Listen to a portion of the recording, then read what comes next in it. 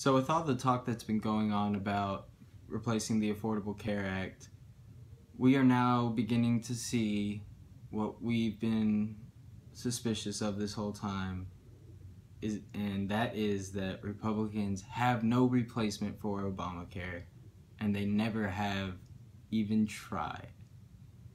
Now, they've been railing against the Affordable Care Act since it was created 8 years ago, meaning they've had 8 years to come up with something better. You're trying to tell me 8 years is not enough time to craft even an idealistic model of legislation, the philosophical framework for which you're gonna make a new healthcare system that's better than Obamacare.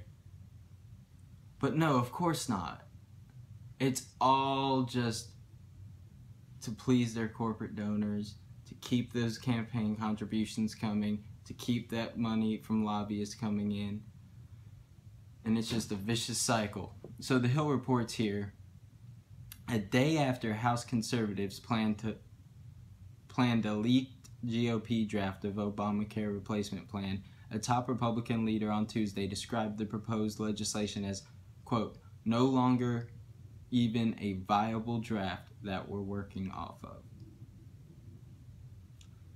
So understand that they managed to get something on paper written down. They've had 8 years to do it, and they can't even get past this very first measure, this very first proposal.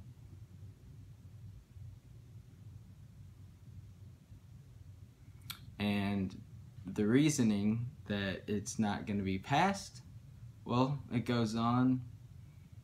Committee Chairman Mark Waller, Republican of the RNC, he issued a statement Monday saying he could not vote for the leaked draft or recommend his 170 members support it because of its use of refundable tax credits.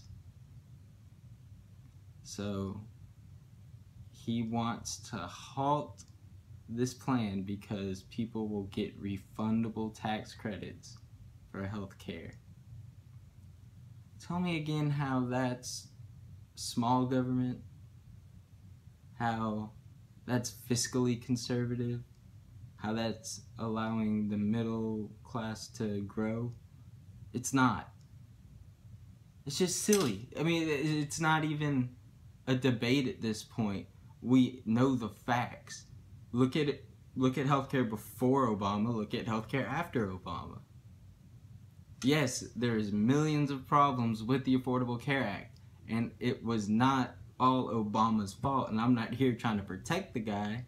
I'm just here trying to let you guys know that all the provisions you hate the most about Obamacare were most likely drafted up by Republicans who were trying their best to still make sure that these private insurance companies are making their bottom line.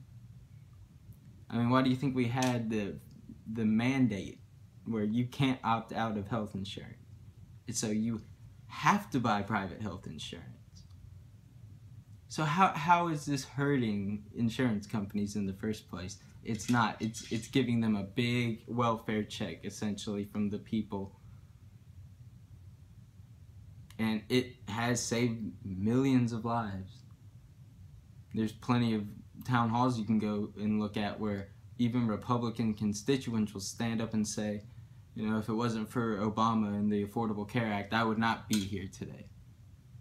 And it's powerful stuff to watch because it shows that people's biases and preconceived notions about something, just because of the framework in which it was constructed and the dialogue and narrative in which it's conveyed to them and they understand it, it's all gonna be a negative propaganda campaign.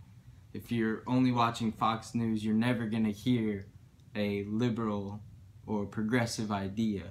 And if you do, it's on a panel where there's just one poor guy getting shouted over by 5 other, staunch Republicans. I forget the name of the show, but Yeah. So it I don't know how I got from healthcare to the news, but we need to keep an eye on this because this is going nowhere fast. Going nowhere fast. Going nowhere good fast.